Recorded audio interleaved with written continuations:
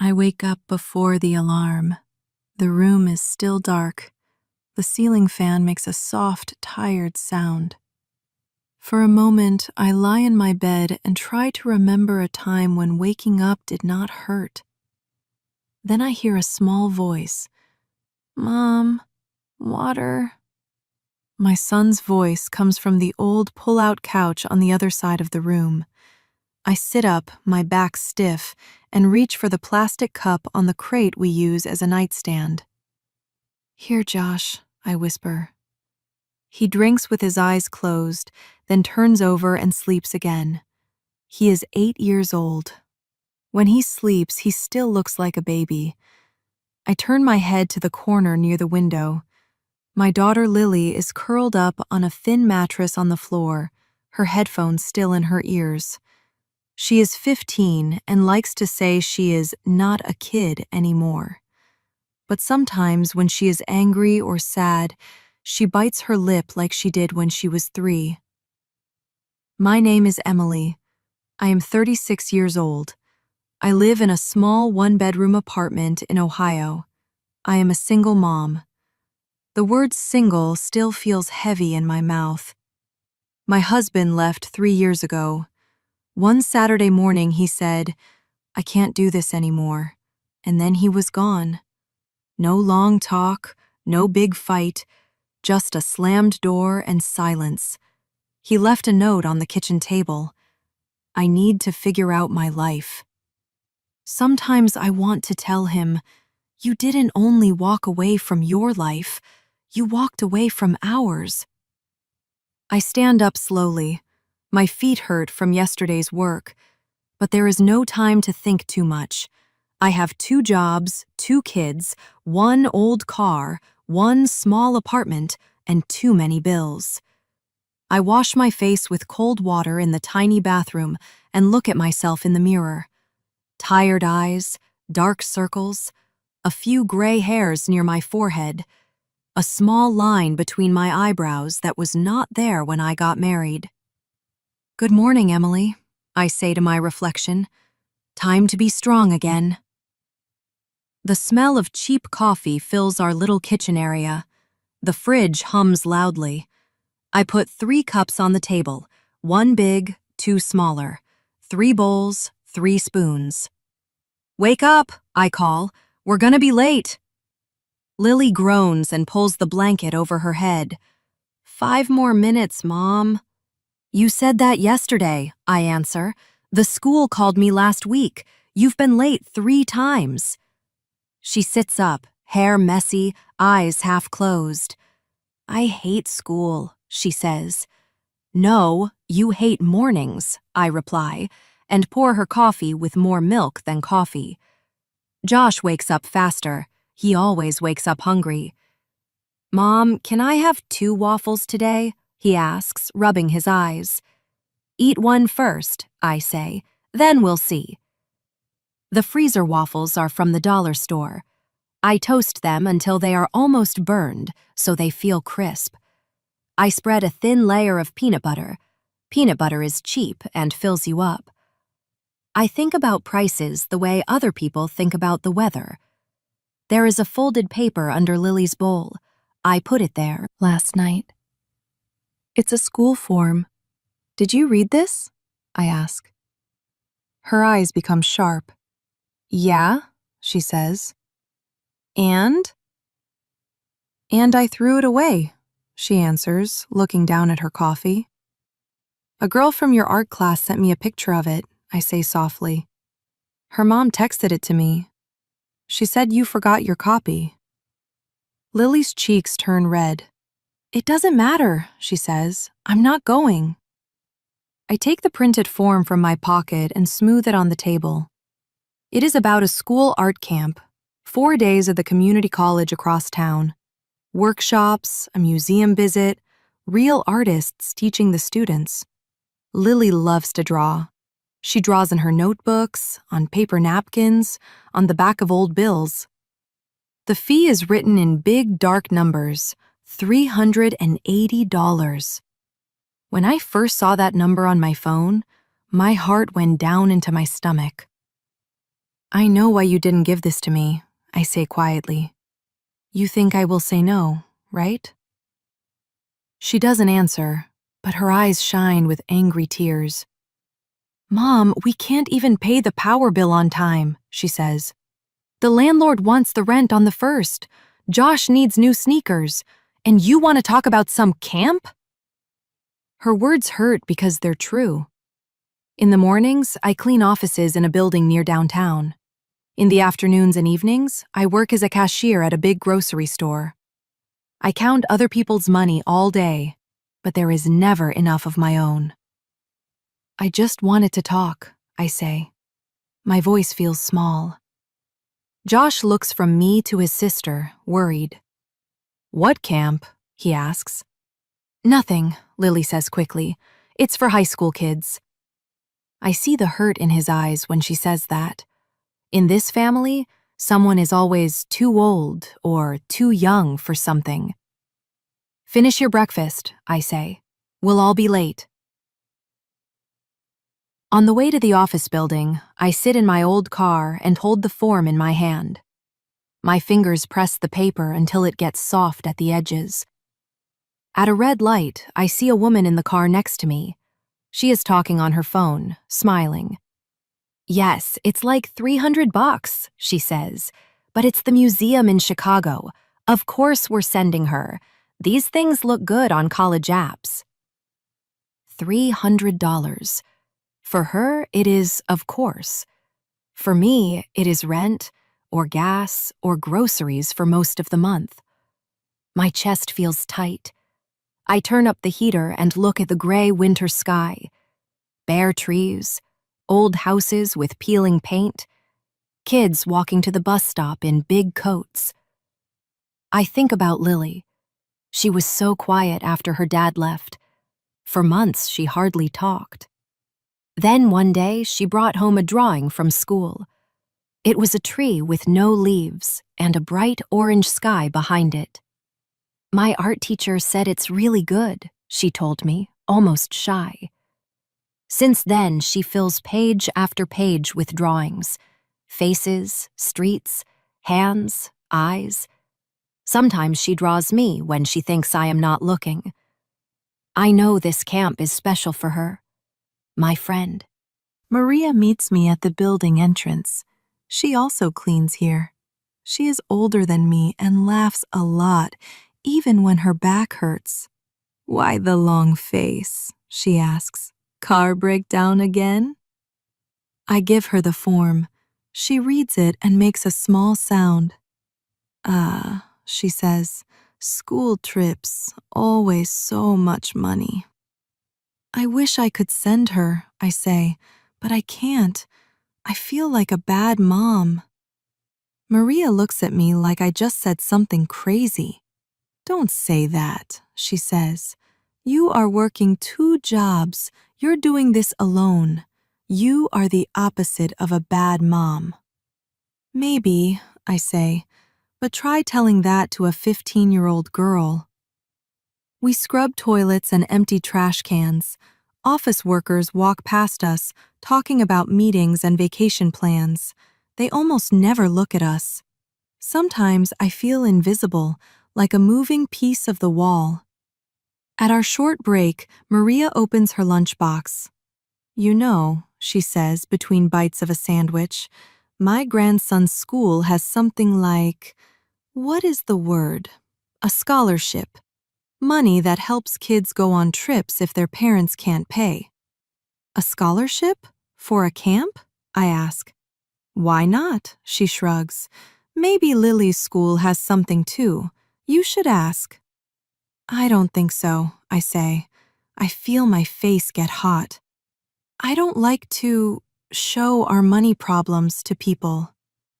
How will you know if you don't ask? Maria says. What is the worst thing that can happen? They say no. Then you are in the same place as now. Her words stay in my mind when I drive to my second job at the grocery store. They are still there when I smile at customers and say, "Hi, how are you?" And, "Do you have your rewards card?" 20, 30, 50 times. By 9 o'clock, my feet are burning. My head aches from the bright lights and the beeping of the scanners, but my mind is still busy. Ask. Try. When my shift ends, I sit on a plastic chair in the break room and take out my old phone. My hands shake a little. I open the school website and find Lily's art teacher's email. There's also a phone number. I stare at the screen, my thumb heavy. Then I press call. Hello? A woman answers. Hi, Ms. Carter? This is Emily Brooks. I'm Lily's mom, from 10th grade art. Oh, hi, Ms. Brooks, she says kindly. Lily is very talented. What can I do for you? I take a deep breath. Lily showed me the art camp form, I say. She really wants to go, but the money is a problem for us. I wanted to ask if there is any way to, I don't know, pay in parts, or if the school has any help for families like us. There is a short silence. I almost say, sorry, forget it. But then she speaks. I'm glad you called, Ms. Carter says. We actually do have a small scholarship fund for art students. It's not on the form, but it's there. I can't promise the full amount, but I can talk to the principal. Maybe we can cover half. Half. The word feels like fresh air in my lungs. Thank you, I say. My voice shakes. Thank you for even thinking about it. I want Lily there, she says. She works hard. I'll email you tomorrow, okay?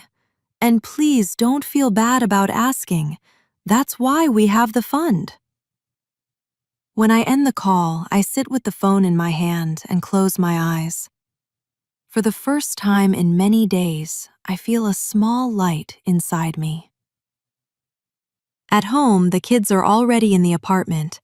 The living room and bedroom are really the same room. Lily sits at the old coffee table, books open, one earbud in. Josh is on the floor with his toy cars. The room smells like boxed mac and cheese. My neighbor, Mrs. Green, must have given them dinner again. She knows some nights I come home late. Sorry I'm late, I say, kicking off my shoes. How was your day?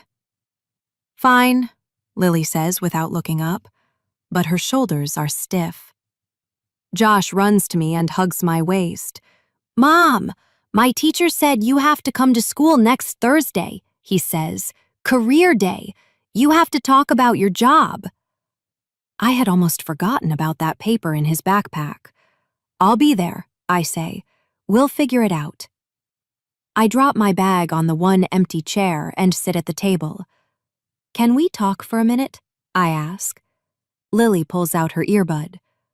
About what? About the camp, I say. Her face closes like a door. I told you, she says. Forget it. I'm not a kid. I know we don't have money.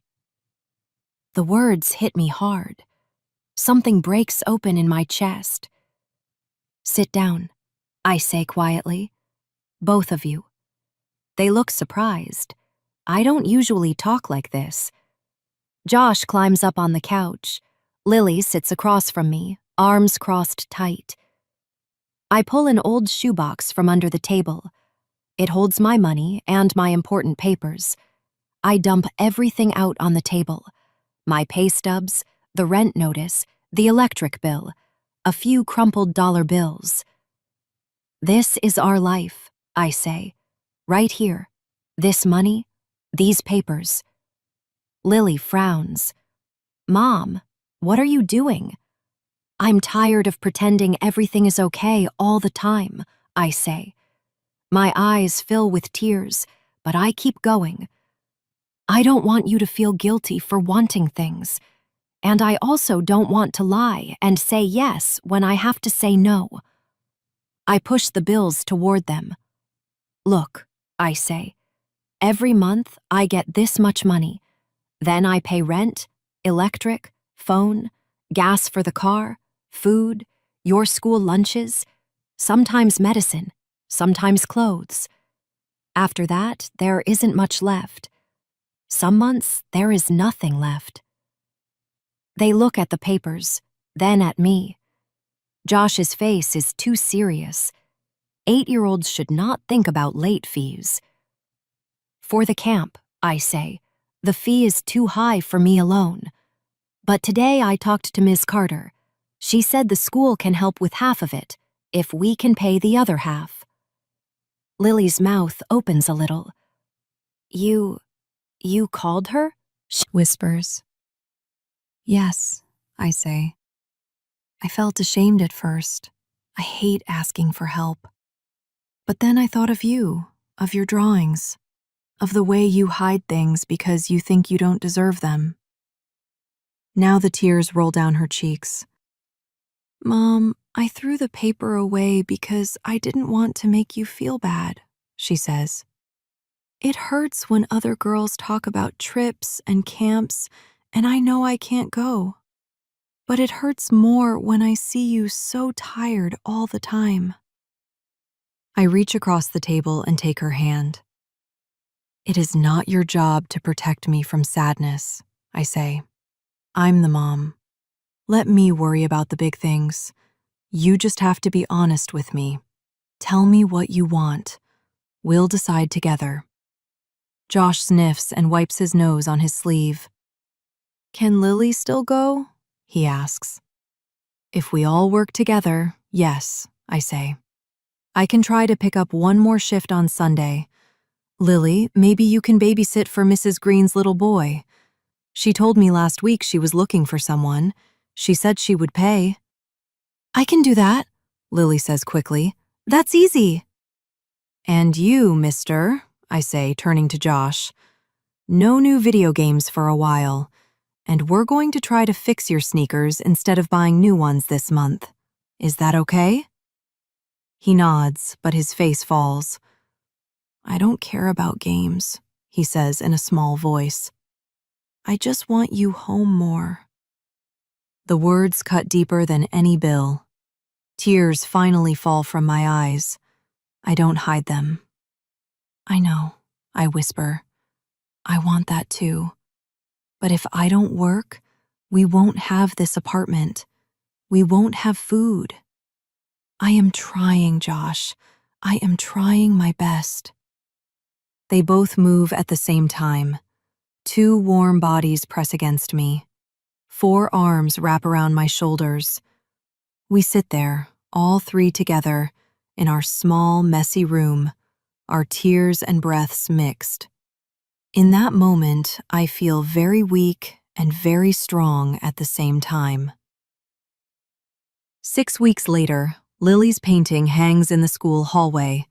It is a picture of a woman's hands. One hand is wiping a table. The other is holding a small kid's hand. You can't see the woman's face, but I know it is me. She wins first prize at the art camp. When she shows me the certificate, her eyes shine in a way I have not seen in a long time. They said I have real talent, she tells me. They told me I should keep drawing, maybe even go to art school someday. You do have real talent, I say. And you have my stubbornness. Dangerous mix. We laugh. This time, there is more light than pain in the sound. Josh does not get new sneakers yet, but he joins a free soccer program at the park. A college student from our street coaches the little kids on Saturdays. Mom, look, he shouts one evening, running up the stairs, hair wet with sweat. I scored a goal today, a real one. He kicks an invisible ball in the air and almost falls. I catch him and pull him into a hug.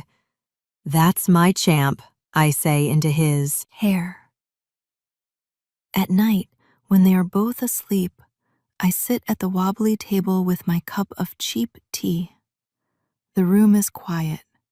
The traffic outside is a soft hum. The bills are still here. The money is still tight. But something is different now. We are not just three tired people in one small apartment anymore. We are a team. We share the truth. We share the weight. I think of my ex-husband then, somewhere out there, still figuring out his life. I look at my two sleeping kids and feel something grow in my chest. It is not anger this time. It is pride. I found myself too, I whisper into the dark room. Right here, between school forms and late bills and cold coffee. I found myself in these 3 cups on this table. I am still tired. I am still scared many days. But I am also standing. I am Emily. I am a single mother. This is not a perfect story, but it is ours, and we are still writing it together.